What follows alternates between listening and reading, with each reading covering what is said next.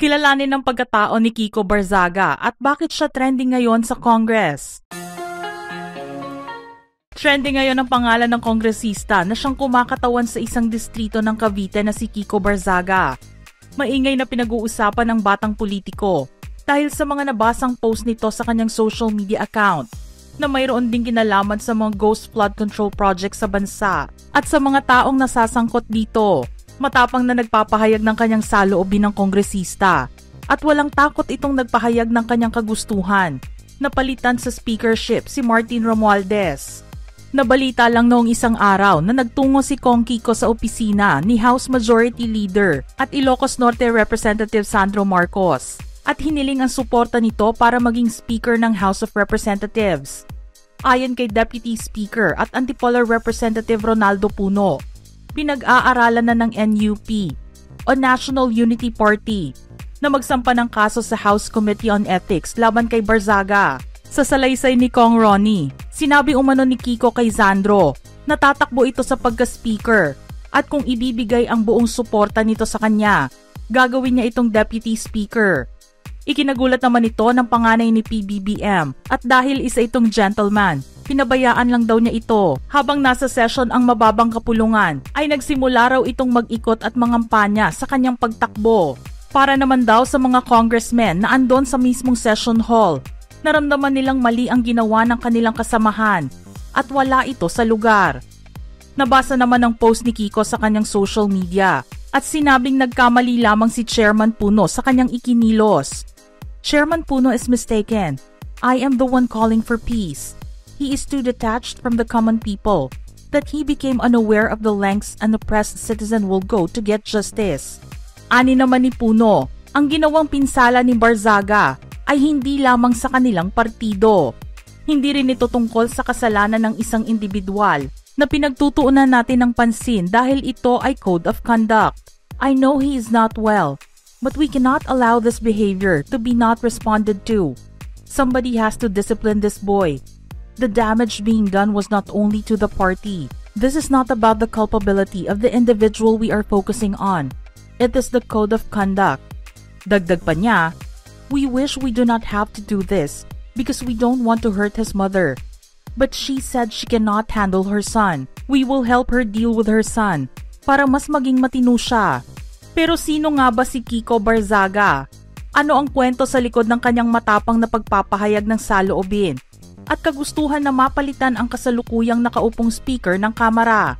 Si Francisco Kiko Austria Barzaga na isinilang noong September 12, 1998 ay bagong upo pa lamang nitong 2025 bilang kongresista na kinatawan ng ika-4 na distrito ng Cavite.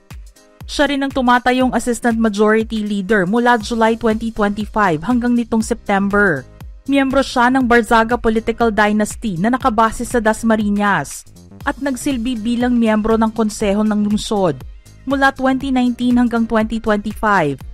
Presidente ng Philippine Councilors League Cavite Chapter at ex-officio member ng Cavite Provincial Board mula 2022 hanggang 2025. Si Kiko ang pangalawa sa pinakabatang miyembro ng 20th Congress, pagkatapos ni Tingog Party List Representative Andrew Julian Romualdez. Ang kanyang ama ay ang dating alkalde ng Dasmariñas na si Elpidio P.D. Barzaga Jr. at dating konsehal ng Barangay San Simon na si Jenny Austria Barzaga. Siya rin ang nakatatandang kapatid ni incumbent Dasmariñas Vice Mayor Elpidio III Barzaga III at Lorenzo Barzaga.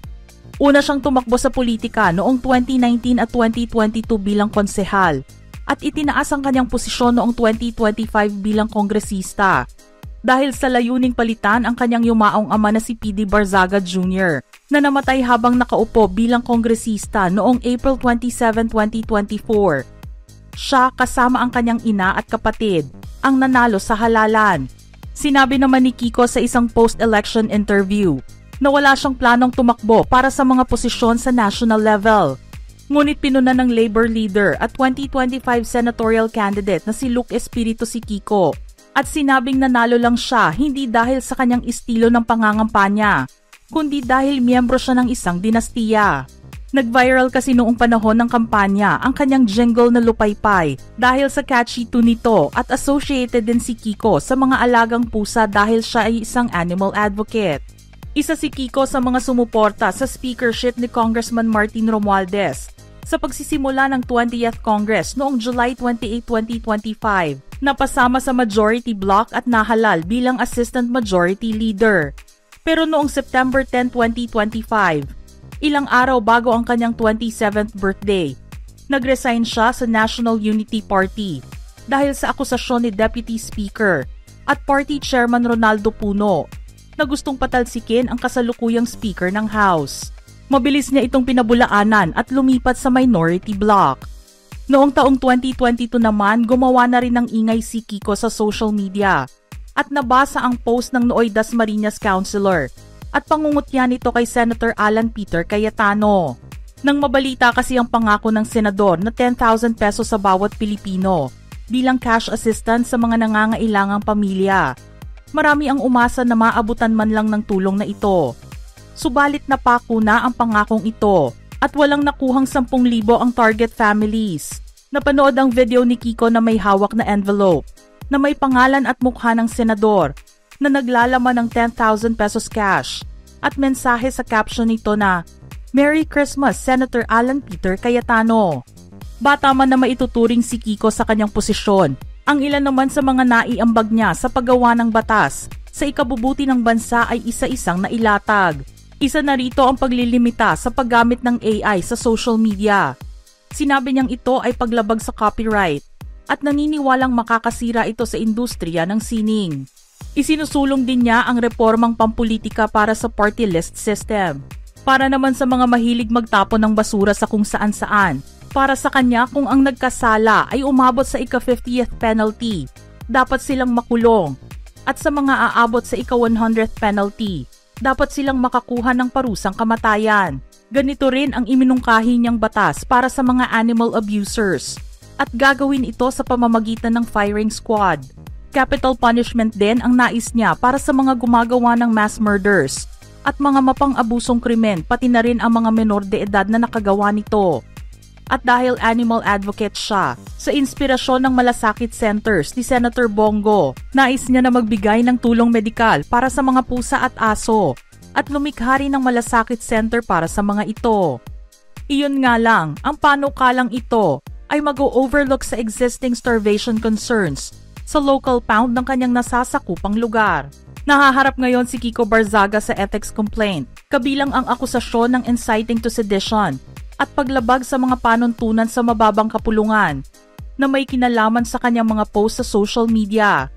Sinabi ng National Unity Party na ang mga post ni Barzaga ay lumabag sa House Code of Conduct at sa Code of Conduct and Ethical Standards for Public Officials and Employees na binanggit ang obscene and abusive content and language aimed at undermining public trust in government institutions. Mga ka-showbiz peeps, ano naman ang inyong reaksyon sa ating istorya ngayon? Send in your thoughts in the comment section below.